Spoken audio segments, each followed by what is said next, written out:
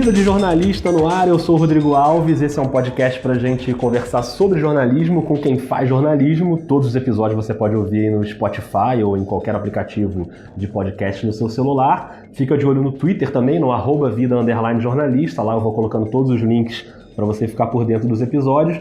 Hoje, mais uma vez, o Vida de Jornalista está dentro de uma redação, e olha, é uma redação que eu acho que muito jornalista gostaria de trabalhar, ou pelo menos de conhecer, a redação da revista Piauí, aqui na Zona Sul do Rio de Janeiro. Estou aqui para conversar com a Malu Gaspar, repórter e uma das jornalistas mais importantes aí da cobertura política do país, e também muito familiarizada com o mundo dos podcasts, né, por causa do Foro de Teresina, o podcast de política da Piauí, que tem episódio novo toda quinta-feira. Então, Malu, eu sei que a cobertura dessa reta final de campanha está fervendo, então te agradeço muito por tirar esse tempinho para bater um papo com a gente. Obrigado.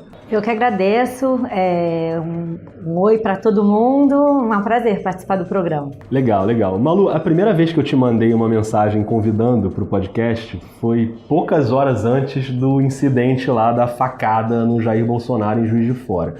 E aí eu lembro que eu até te mandei uma mensagem logo depois falando: Malu, relaxa, depois a gente conversa, esquece. Uhum. E você teve até a consideração de me responder no meio do furacão ali. E então eu queria que a gente começasse contando como é que foi aquele dia, assim. Você lembra onde você estava e de que forma você recebeu a notícia ali? Menino, foi uma loucura, porque a gente estava aqui, era quinta-feira, véspera de feriado, já era 4 da tarde. Pra te falar a verdade, eu tinha gravado um vídeo ali com a Paula na sala, ali numa salinha de reunião, me preparando para pegar minha bolsinha e ir embora, na verdade. 4 da tarde, no fim do feriado, estava tudo feito, matérias feitas, enfim, não era um dia movimentado, né? E a gente estava esperando já sair o Foro de Teresina, que sai às 5 da tarde toda quinta-feira. Vocês tinham gravado na quarta? Tinha gravado, tinha editado, sou eu que edito o texto do site, do programa que vai para o site, o resuminho do programa que sempre está no site. Eu tinha feito isso, tipo, tarefas do dia encerradas, vou para casa. Fui para sair da salinha de reunião com a Paula, vim pegar minha bolsinha, tinha um bolo de gente em cima de um computador. Eu e a Paula olhamos uma para outra e falamos assim: qual é o meme da vez, né? Deve estar acontecendo, deve ter um meme muito engraçado ali. Aí olharam pra gente brancos, Bolsonaro tomou uma facada. Foi aquele negócio, não, na verdade, começa um tal de liga para um, liga para outro, é verdade, foi, não foi. Liguei para uma pessoa da campanha que eu conheço, com quem eu falo de vez em quando. É verdade, mas ele tá bem, não foi grave, que era o que se pensava de princípio.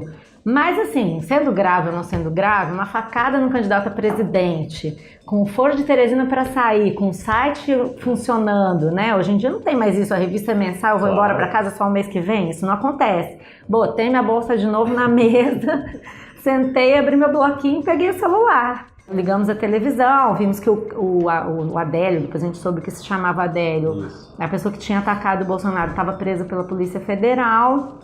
Então a primeira coisa que eu comecei a fazer foi ligar para todos os policiais federais que eu conheço, todos os delegados. Por acaso eu tenho família em Juiz de Fora. Eu comecei a ligar: alguém aí conhece o delegado da Polícia Federal em Juiz de Fora? Começa aquela procura e logo achei o presidente da Associação dos Policiais Federais, que me contou o que virou a primeira matéria, né? Foi a do Adélio, com aquela declaração dele, né? Que ele tinha feito aquilo por uma ordem de Deus, né? Isso. Assim que ele foi preso, os policiais que estavam ali, que agarraram ele, no meio da confusão, teve gente tentando linchar, levaram ele para algum lugar e perguntaram para ele: por que você fez isso? Você tá maluco? Não sei o quê. E ele deu essa resposta. E depois ele veio a dar de novo, gravada num vídeo, não sei se foi acho que foi pelo G1, né? Falando isso, foi ordem de Deus. Quando ele falou isso, eu não acredito. Eu falei: não acredito. Esse cara tá falando isso, né? Uma coisa meio assim, pô, o cara tá me dando uma informação. Eu falei: você tem certeza? Enchi o saco do Boldens, Luiz Boldens, que era o presidente da Associação dos Policiais Federais. Não, foi isso. Acabei de falar com os caras, eles me contaram e tal. Eu vou escrever no site, vou botar na sua boca isso. É isso mesmo? Não é isso. Desliguei e comecei a escrever. Tem matéria, começa a escrever. E checa, e manda, e fecha, não sei o quê. Então aí, eu não me lembro quanto tempo levou para fechar essa matéria, mas acho que foram uns 40 minutos. Nossa. Aí quando acaba, todo mundo assim, acho que, não sei, assim, o estudante que certamente não tem essa vivência. Eu já tive muito isso quando eu fazia cobertura de cidades em São Paulo, vivi várias tragédias. Quando acontece uma coisa dessas, a redação para. Parece que passa uma eletricidade no ar E todo mundo se mobiliza. Ninguém precisa falar. Não tem um chefe que fala todo mundo fica. Não é todo mundo fica. Todo mundo ficou. Ninguém vai dizer pra você que você tem que ficar. Você fica, porque é assim que tem que ser. Como eu comparo, por exemplo, no meu caso, que hoje eu tô trabalhando no esporte, quando teve a tragédia do avião da Chapecoense, às 4 horas da manhã, a redação do Globoesporte.com estava cheia e não precisou ninguém ligar. Pra ninguém, as pessoas aparecem, porque é uma missão. Você não consegue não estar naquela notícia, né? Então foi meio isso, começou todo mundo a ligar, aparecer, a telefonar, e todo mundo sentou, cada um ligou pros seus, e um falava pro outro, alguém sabe um vereador de Juiz de Fora? Vamos ver se ele é do PSOL, teve esse boato. Teve esse boato, não, era do PSOL, mas de início, a pessoa do Bolsonaro me falou assim, é um petista conhecido. Então, enquanto eu escrevia a matéria, eu falei, alguém conhece alguém do PT de Juiz de Fora? É um petista conhecido. Estão dizendo que é um petista conhecido, vamos tentar saber. E aí começa todo mundo a ligar pro diretório do PT, pro vereador tal, pra não sei quem. E o dia vai indo, quando você vê, se passaram algumas horas. E aí você fez uma segunda matéria também com uma fonte dentro do hospital, né? Dentro do hospital. Essa eu fiquei também curioso para saber. É claro, dentro do que você pode revelar para não identificar a sua fonte, mas como é que você chega numa fonte tão quente dessa? O João, nosso publisher, que falou assim, pô, essa aí nem Bob Woodward, nem Carl Burns. Eu falei, não, peraí, não é bem assim.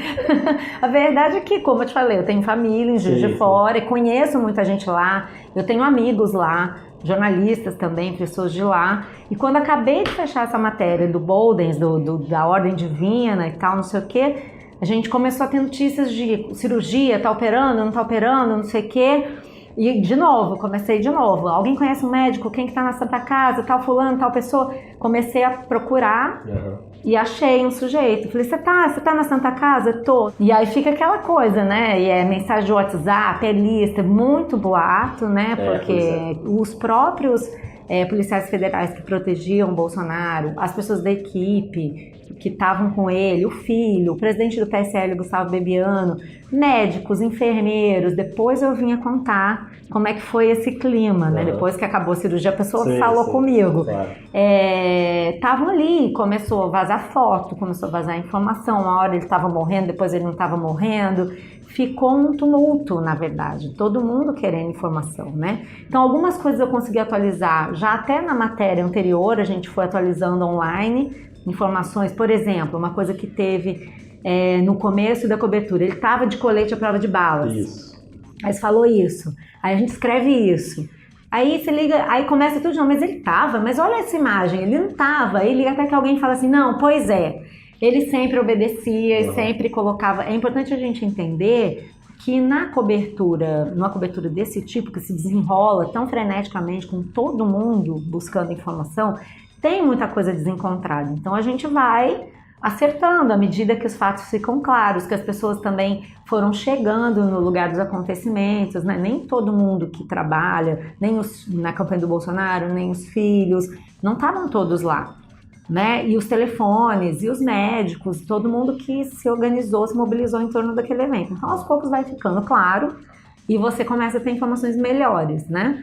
E aí depois foi isso, durante a cirurgia eu consegui algumas informações, acabou, não acabou, como é que tá, não sei o que lá, você vai conseguindo um pouco. Teve até um momento que você falou que tinha acabado e depois na verdade não tinha. Tinha acabado a sutura, mas eu escrevi no Twitter, acabou. E na verdade tinha acabado a sutura, mas ainda tinha que fechar a barriga. Então não acabou na verdade, né? Então você fica corrigindo, é aflitivo porque você quer dar a informação mais cedo que todo mundo, você quer dar logo e dar aquele frisson de, poxa, eu tenho uma fonte dentro do hospital, participando do negócio, entendeu? Então, você quer aproveitar aquilo ao máximo, mas você também não quer dar informação errada. Claro, é uma cobertura viva, né? Ela vai... Né? É uma coisa... São momentos únicos na vida de um jornalista, né? Quantos momentos... Eu tive vários quando eu era repórter de cidade, na Folha de São Paulo. Tive alguns momentos da minha carreira em que isso aconteceu. Mas é raro, né? Porque tem que acontecer alguma coisa dessas no momento em que você está... naquele setor, naquela tipo impeachment, por exemplo, né? Eu estava aqui, tinha gente cobrindo impeachment em Brasília, eu acompanhei, mas não estava dentro do Congresso, né? Tem algumas coberturas que são históricas e que você tem a sorte de estar participando e de ver a história se desenrolar, né? Verdade. Agora o seu dia não acabou depois dessas matérias, porque depois vocês ainda voltaram para o estúdio para regravar um bloco do Foro de Teresina, que estava gravado de um dia antes, né? E estava sendo publicado ali naquele momento, né? Praticamente, na tarde de quinta. Então ainda teve isso, né? Vocês ainda voltaram e regravaram um bloco quente em cima. Aí teve essa decisão. A primeira decisão foi a de não publicar o podcast, porque ficaria completamente obsoleto. Na hora, ele já ia sair obsoleto. Isso. Então a primeira decisão foi: não vamos publicar o podcast, cancela tudo. A gente tinha gravado a gente leva 1h30, 2 horas para gravar no Instituto Moreira Salles, no estúdio da Rádio Batuta, e tinha tido uma edição, tinha todo um trabalho que foi jogado fora para a gente fazer novamente.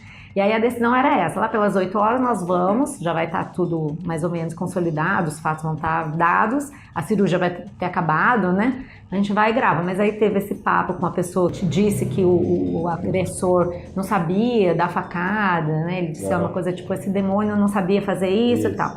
Com isso, adiou o fechamento. Eu fiquei até umas 10 e pouco escrevendo essa outra matéria para poder ir para o estúdio. Então teve isso. Quando foi umas 10h30 da noite, assim que acabou, de fato, a matéria, baixou, então vamos para o estúdio.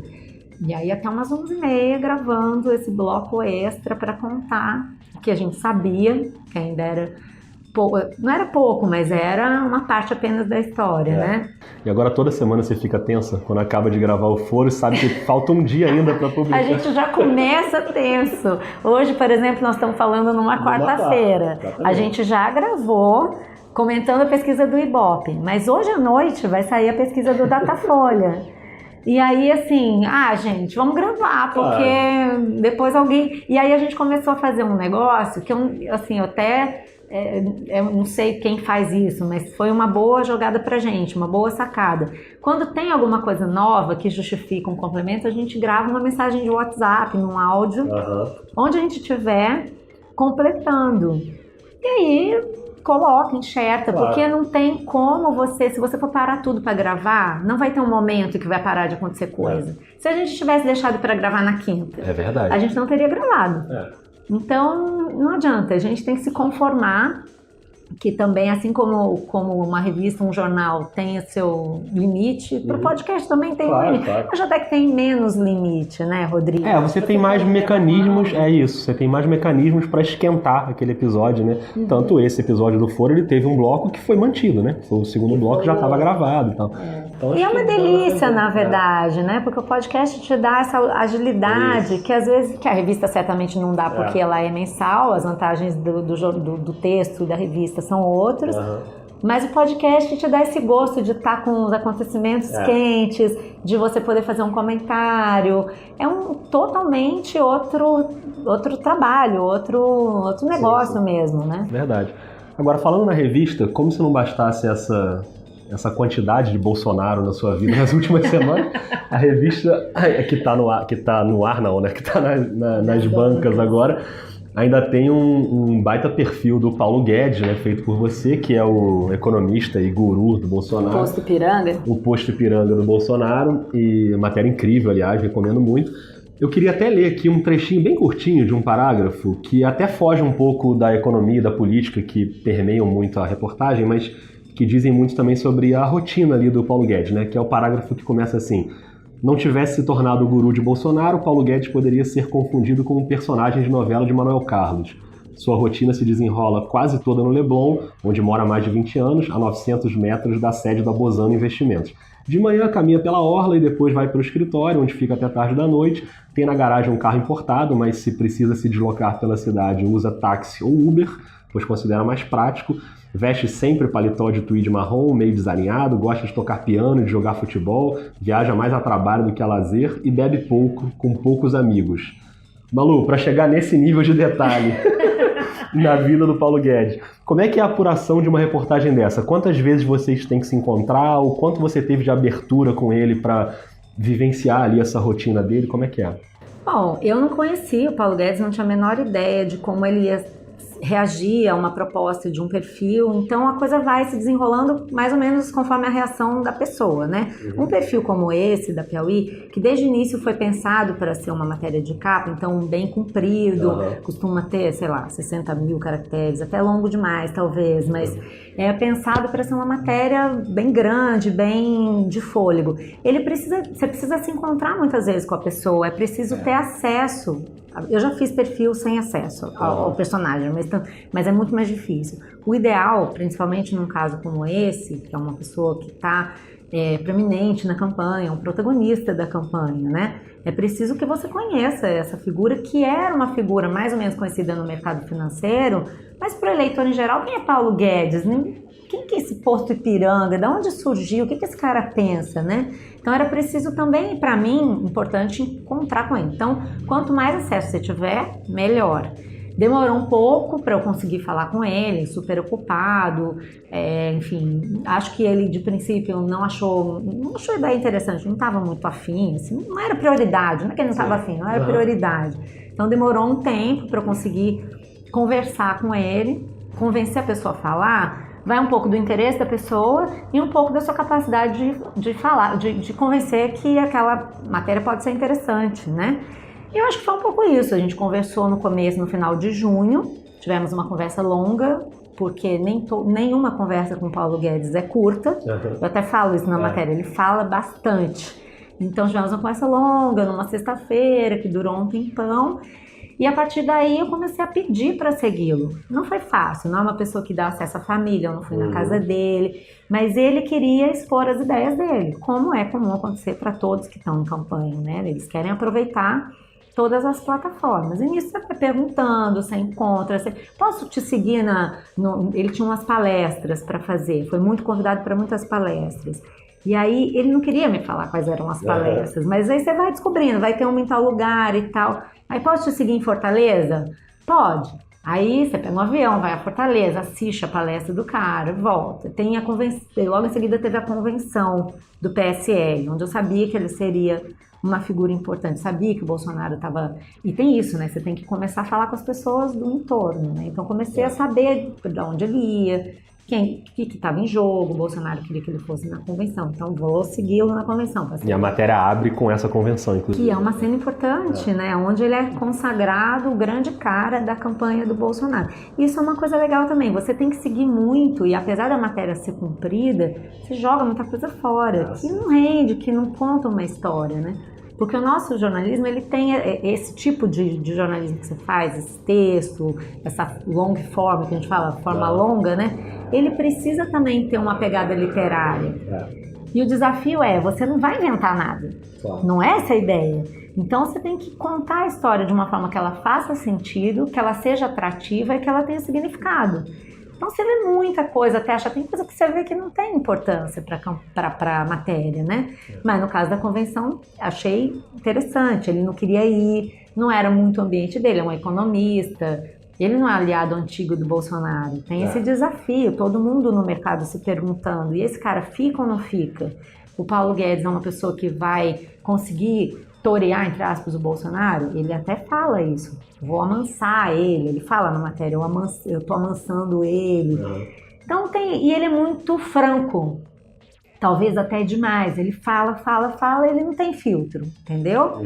E como fala muito, tem essa coisa de gravar, né? Grava ou não grava? Porque quando você grava, a pessoa pode perder um pouco a espontaneidade. Mas não tinha saída. Primeiro porque você está falando com uma pessoa importante, é um assunto delicado. Então já cheguei e já falei, vamos gravar tudo. Tá bom, vamos gravar tudo. E tem muita coisa que você não grava, mas você está observando na convenção, na palestra, né? Coisas que estão acontecendo no entorno. E é importante dizer também o seguinte, você grava, mas o cara pede off, a fonte fala assim, não, isso eu tô te falando em off. Tá gravado, mas a pessoa pediu em off. Muitas vezes a gravação, e isso eu explico muito para as pessoas, até se desenvolver uma relação de confiança, às vezes demora, mas eu sempre explico, eu gravo, não é para ter prova de que... Não é uma coisa litigante, a gente grava para poder lembrar, para ter a precisão das declarações, né? Muito tempo, eu tenho quase 20 horas de gravações com o Paulo Guedes, de conversas. Como é que eu ia lembrar de tudo? Tem que tirar a fita, tem que relembrar a conversa. tem que usar para apurar. Às vezes a própria memória da pessoa não é precisa, né? Ele contou muitas histórias sobre o Chile, eu fui conferir. Tem que checar. Você tem que ver se naquela época mesmo que ele deu aula e tal. Então tem uma série de informações, tem um trabalho feito a partir das coisas que ele fala e também a partir das coisas que se fala sobre ele, que demanda gravação. Eu acho uma coisa assim, com o tempo, no começo parece meio intimidante, mas as pessoas se acostumam, não é nada que atrapalhe o trabalho. Na hora de sentar e escrever, é uma hora que você curte ou que você sofre? É sofrido, mas ao mesmo tempo é legal porque você vai montando, né?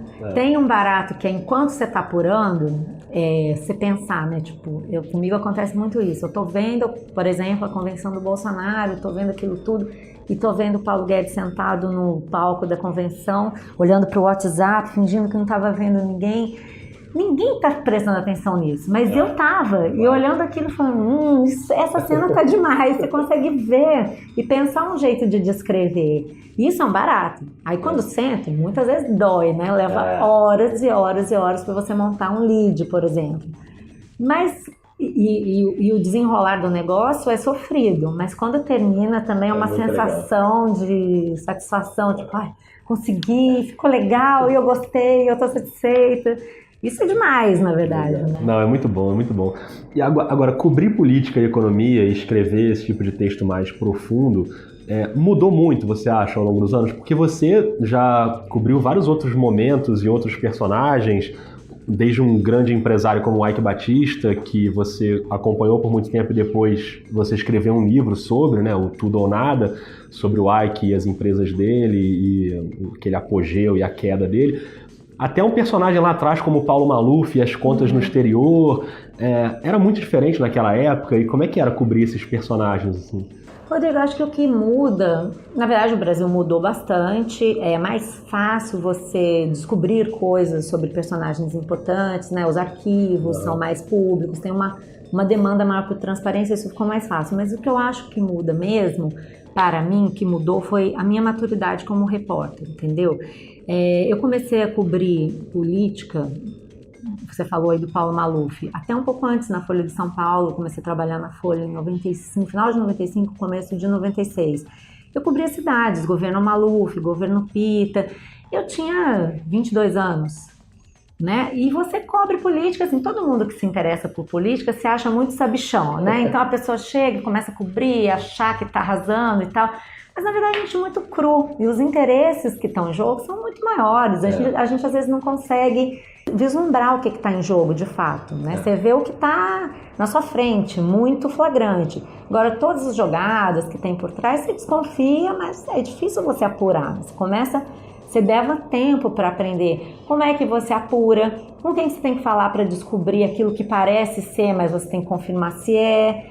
E aos poucos você vai entendendo como lidar com as pessoas também, né? De que forma que você vai conseguir tirar uma informação de alguém sem ser traiçoeiro, prometer uma coisa que você não vai fazer.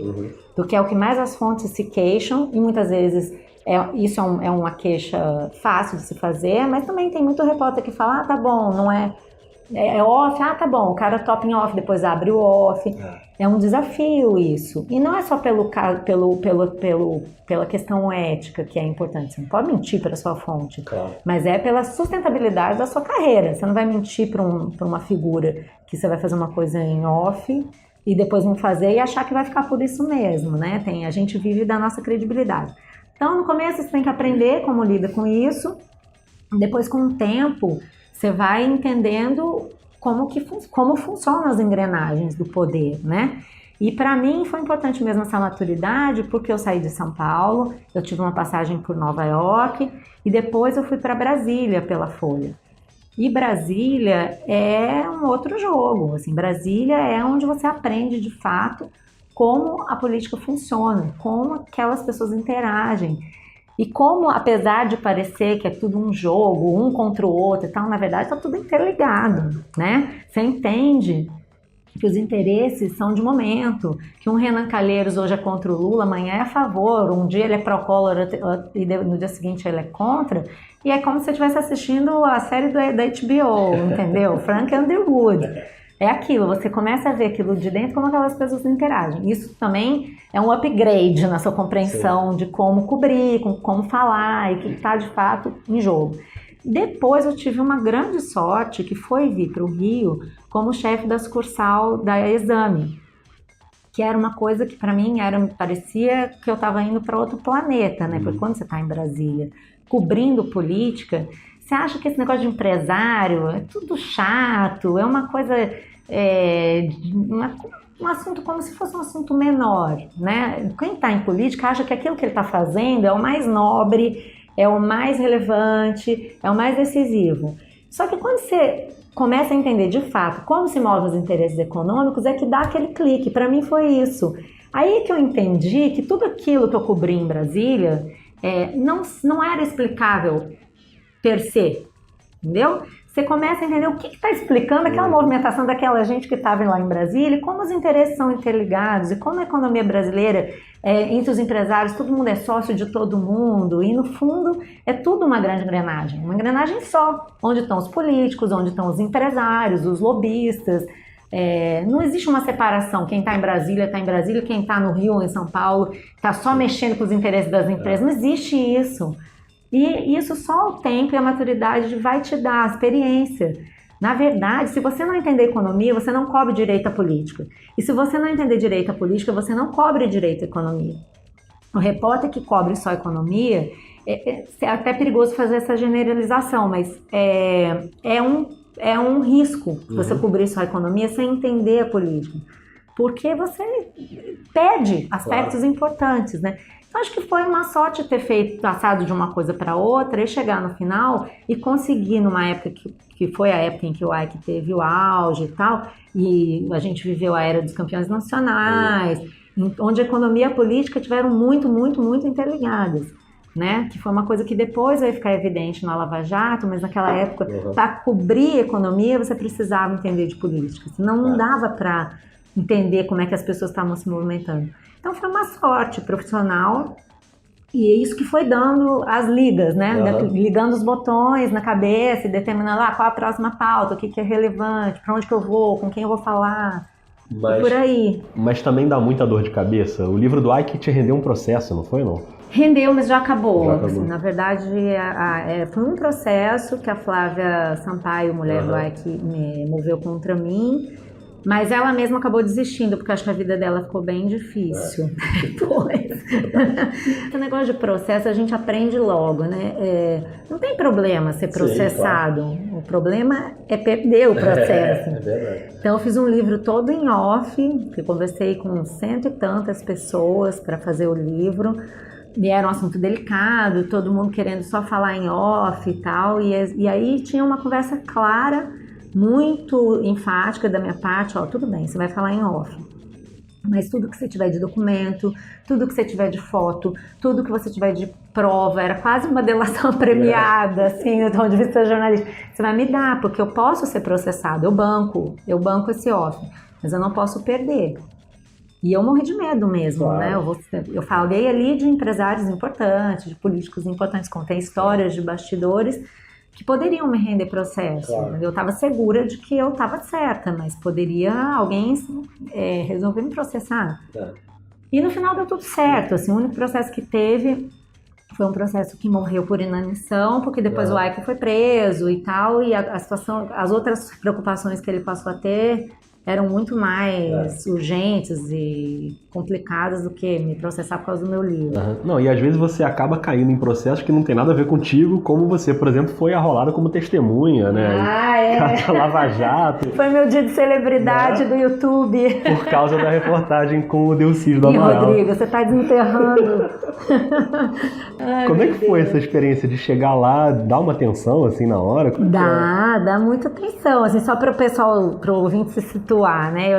Eu cheguei aqui na Piauí vinda da Veja em 2015 e logo comecei a fazer coberturas ligadas à Lava Jato, grandes matérias ligadas ao universo da Lava Jato. E uma reportagem que eu fiz, que eu gostei muito, que teve muita repercussão, foi justamente essa sobre o Delcídio do Amaral, que era então, já estava fazendo a sua delação premiada, já havia feito sua delação premiada, já havia sido preso já estava em casa, ainda não em prisão domiciliar, mas já recluso ali, num acordo com o Ministério Público e tal. O Delcídio do Amaral tinha sido uma fonte que eu lá em Brasília, quando eu trabalhei em Brasília, era uma pessoa que eu conhecia fazia muito tempo, uma pessoa com quem eu tinha mantido contato, mesmo depois vindo para o Rio de Janeiro. E desde que começou a Lava Jato, eu tinha muito essa vontade de fazer uma reportagem sobre um delator. O que pensa um delator? O que vive o delator? Quais são as escolhas que essa pessoa tem que fazer? O que muda a vida de uma pessoa que faz uma delação? E o que mais que eu posso tirar de um delator que ele não contou para ninguém, entendeu? Então, quando ele saiu da cadeia e foi para a casa do irmão em São Paulo, eu comecei a procurá-lo. Na verdade, assim, um pouco para saber o que tinha acontecido, por curiosidade de repórter, e outro pouco para ver se, quem sabe, ele topa, né? Eu já tinha procurado vários delatores, estava querendo fazer essa matéria. E aí eu falei para ele, vamos fazer uma reportagem mostrando o que aconteceu, como é que foi e tal. E funcionou muito bem, porque inclusive durante o período em que eu estava conversando com ele, eu fui à casa dele várias vezes, eu conversei com a mulher dele, eu conversei com a mãe dele, com o irmão, com várias pessoas do entorno, com o pessoal da Lava Jato. Foi justamente o dia da votação do impeachment. E aí eu pedi para acompanhar a votação do impeachment com ele na casa dele. E para uma pessoa como ele, que tinha sido líder do governo, que tinha sido próximo da Dilma Rousseff, e que tinha sido preso e delatado a própria Dilma, né? Ver aquilo acontecendo era um momento, de certa forma, também um bastidor histórico, vamos dizer. E aí, no período, ele foi contando outras coisas, ele foi contando sobre o Lula, ele foi dando bastidores de como havia sido a relação dele com o Lula, de como o Lula tinha uma mágoa da Dilma Rousseff por ela não estar obedecendo, seguindo suas orientações, ele queria que matasse a Lava Jato. O próprio Delcídio dizendo que tinha ido ao palácio falar com ela, que isso não ia acabar bem, como é que ela tinha reagido.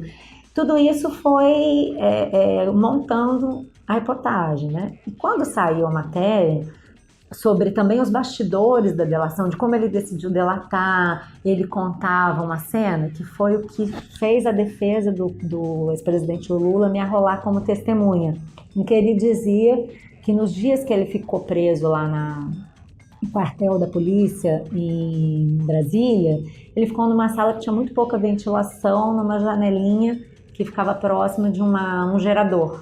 E um dia acabou a luz, o gerador ligou, a fumaça começou a entrar na sala dele e ele querendo sair, teve um pânico ali, não conseguiu sair e tal, não sei o quê. A matéria não dizia que foi por isso que ele resolveu delatar. E ele também não disse que foi por isso que ele resolveu delatar. Mas a reportagem mostrava das tensões, que a mulher dele dizia que ele tinha que entregar o que ele sabia.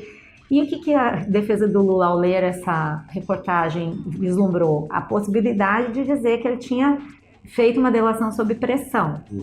Então, quando o Lula começou nesse processo de combater as teses da Lava Jato, ele arrolou, eu não sei se você se lembra disso, eram 80 testemunhas. Sim. Então entrou um monte de gente que não tinha nada a ver com a história. Entre elas eu, porque vamos combinar, o que um repórter tem a ver com isso, né? Não, e é até engraçado, né? Porque você chega lá e o trâmite as perguntas são: a senhora confirma essa informação? E você fala: confirmo, conforme escrevi na matéria. Foi divertido. Primeiro medo era depois no dia seguinte estar no YouTube, e que realmente aconteceu. Eu pensei, meu Deus do céu, eu não quero virar personagem da Lava Jato no YouTube, porque eu não tenho nada a ver com isso. Um medo, né, de falar. Você pode negar, porque não dá nem pra ver que é você, porque a imagem é tão ruim, né? Aquelas imagens de delação são tão ruins, né? Não, e eu ali preocupada em falar. E aquela coisa, eu vou com um advogado, não vou, eu sou só testemunha, liguei para algumas pessoas que eu conhecia. O que eu faço aqui, né? Nunca tinha vivido essa situação, né? O jornalista depor como testemunha de defesa do Lula. Poxa, sei lá, não é um papel que o jornalista vai fazer defesa ou acusação de ninguém. A gente está aí para fazer as reportagens. Então foi meio desconfortável. Mas também, assim, outros jornalistas estavam sendo chamados para depor. Logo depois de mim, foi o ex-presidente Fernando Henrique Cardoso.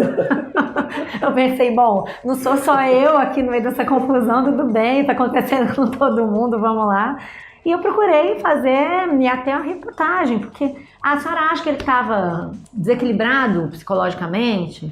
Como é que eu vou achar isso? Eu não sou psicóloga, né? Não cabe a mim dar esse tipo de opinião. Então foi um pouco assim constrangedor, eu fiquei preocupada de falar alguma coisa que... Meu objetivo ali, claramente, era só falar o que eu publiquei e não causar nenhuma alteração no processo, entendeu? Porque eu não tinha nenhuma informação a mais.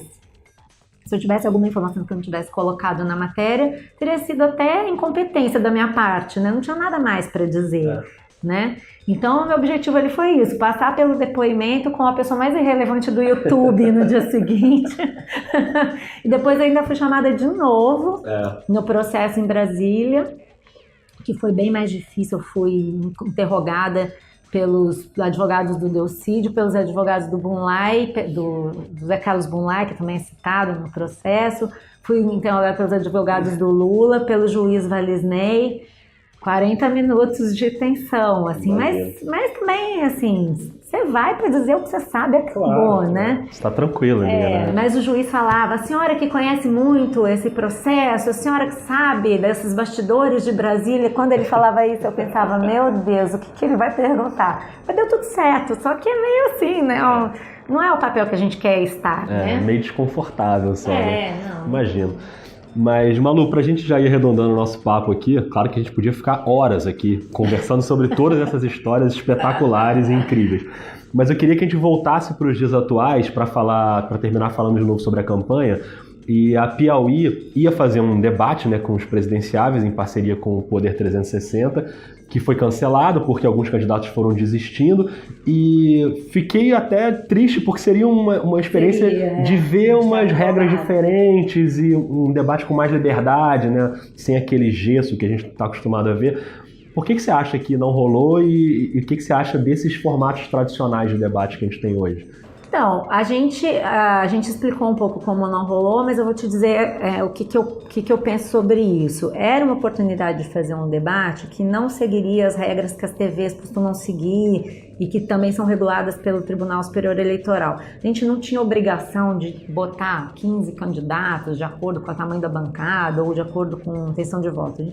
A gente determinou e acordou isso com os candidatos que os 5 mais bem colocados ficariam no debate. Isso daria uma dinâmica melhor para o debate. São 5 pessoas debatendo, não são 10, 8, 9, né? Isso seria legal. A outra coisa que era importante, faria o diferencial do debate, que eu acho que é onde pegou para os candidatos, é que a gente daria um período de tempo fixo para eles escolherem como encaixar as réplicas e as tréplicas, como aproveitar o tempo, que poderia dificultar o controle para eles e causar talvez alguma gafe. Não era uma regra comum, então o candidato está treinado para fazer um debate de um determinado tipo, se acostumar para fazer outro, não sei o quê, também acho que não estava muito no planejamento deles. E eu tenho a impressão de que uma coisa que provocou um desconforto grande foi a ideia de que no último bloco eles debateriam entre eles, todo mundo contra todo mundo, sem regra, que é uma coisa que foi feita na França, que funcionou bem, ficou interessante na eleição que o Macron ganhou. Isso seria legal. Eu acho que foi um pouco essa coisa inusitada, é um debate que eu não sei bem como é que vai ser e tal, eu não vou querer. Acho que teve a história de muitos debates, né? A campanha está repleta de debates, sabatinas, encontros de todo tipo, no rádio, no jornal, na TV. E eu acho que para eles começaram a achar que aquilo estava demais. E ao final, todo mundo começou a calcular. Os assessores se falam entre si. É bom que o ouvinte e o leitor saiba disso. Existem as equipes dos candidatos que vão aos debates, que fazem as reuniões nas TVs, nos jornais e tal. São sempre as mesmas pessoas. Então acontece de um ligar para o outro e falar, vamos boicotar esse, não vamos naquele, né? Foi um momento em que o próprio Bolsonaro começou a dizer que não ia nos debates que não fossem principais, Globo, SBT, não sei, esses grandes, e ele sofreu facada. Então todo mundo que já não estava indo, também aí resolveu não ir mesmo, né? Acho que seria uma super oportunidade, porque o YouTube estava bancando isso. Então todos os youtubers famosos, o Whindersson Nunes, Natália Arcuri, essa gente que tem milhões e milhões e milhões de pessoas nos canais, inscritos e tal, iriam estar no debate. Então ia ter uma reverberação nas redes sociais. Acho que seria legal. Mas enfim, não deu. Uma hora vai acabar pegando esse formato, porque é inevitável, né? Agora, quanto aos formatos dos debates, das entrevistas que estão sendo feitas agora, acho que assim, tem um certo cansaço, eu acho, essa altura, chega uma hora que você não sabe mais nem o que pergunta para o candidato, eu acho que tem talvez um pouco de exagero na exposição dos candidatos, mas eu te confesso que eu acho muito melhor assim. É preferível uma entrevista que você considere ruim, ou que no Jornal Nacional, por exemplo, foram muito criticadas as entrevistas do Jornal Nacional. Faz criticar quando você não está lá, né? Mas é preferível uma entrevista criticada, considerada ruim no Jornal Nacional, do que um horário eleitoral pasteurizado, formatado para vender um discurso de propaganda de sabonete. Assim, eu já falei no foro, num dos programas do Foro de Teresina, que eu acho que o horário eleitoral é um desperdício de tempo e de dinheiro. Eu entendo que não seja uma tese consensual, mas eu acho que até a gente fez uma reportagem para o site da Piauí recentemente que mostrou que o nível de engajamento do eleitor é muito maior com as entrevistas, o interesse das pessoas é maior nas entrevistas, nas sabatinas e nos debates, porque é quando você vê o confronto de ideias. Então, assim, tudo bem, você pode achar que é preciso que realmente alguns candidatos que não têm espaço, principalmente para o legislativo, possam botar sua cara. Isso é na campanha presidencial, eu acho que isso fica claro até quando a gente vê, por exemplo, o fato do Geraldo Alckmin ter quase um monopólio aí do horário eleitoral e a campanha dele não consegue decolar. É difícil, porque essa campanha é uma campanha meio de virada mesmo, de mudança, de transformação. Ela é disruptiva, para usar o termo que o pessoal aí da tecnologia gosta. Ela é, de certa forma, disruptiva, porque o horário de TV, o horário político na TV, não fez diferença alguma. Óbvio que o candidato não ajuda, mas Sim. não foi isso que contou, né? Então, acho que quanto mais entrevistas sabatinas, uma entrevista ruim é melhor do que um horário eleitoral. Quanto mais esses candidatos se submetem ao escrutínio da população, mas você consegue decidir, você pode reclamar que os repórteres são como promotores, que são inquisidores, que coisa ruim, que não se pergunta de propostas, mas é melhor assim. Eu acredito nisso piamente, eu acho que é isso que vai ajudar o eleitor a esclarecer. Bom, se eu não acreditasse, né, o jornalismo para mim é um veículo, na verdade, para a democracia, e esse é o momento que a gente tem que mostrar que a gente é útil, né? Que a gente tem uma relevância, que a gente faz diferença, né? E eu acho que não tem nenhum momento que você possa fazer mais diferença do que inquirindo, perguntando, revelando, pressionando os candidatos. A política já é tão cheia de mentiras, né? Então, acho que quanto mais a gente puder tentar ajudar a desvendar essas mentiras, melhor. Bom, não poderia concordar mais com o que você falou, acho que realmente é isso. E Malu, te agradeço muito, eu sei que essa reta final está muito pegada e você está trabalhando demais, mas adorei o papo, acho que foi muito proveitoso, principalmente para quem está tentando entender como funciona ali, né, o bastidor de uma cobertura tão tensa e mudando o tempo inteiro e frenética como essa. Então, queria te agradecer demais por ter me recebido aqui na Piauí e por ter batido esse papo com a gente. Valeu. Eu que agradeço, foi ótimo. Falar de jornalismo é o que a gente mais gosta de fazer, né? Mas é isso, então, leiam a Malu na Piauí, ouçam a Malu no Foro de Teresina, vejam a Malu também no Estúdio I, né, da Globo News, que de vez em quando ela tá lá. Atacando nas 11 posições. E assim a gente encerra mais um episódio do Vida de Jornalista, agradecendo a Malu, e a gente fica por aqui. Você pode ouvir todos os episódios no Spotify, nos aplicativos de podcast, e fica de olho lá também no Twitter, no @vida_jornalista. A gente se vê na próxima, obrigado e até mais.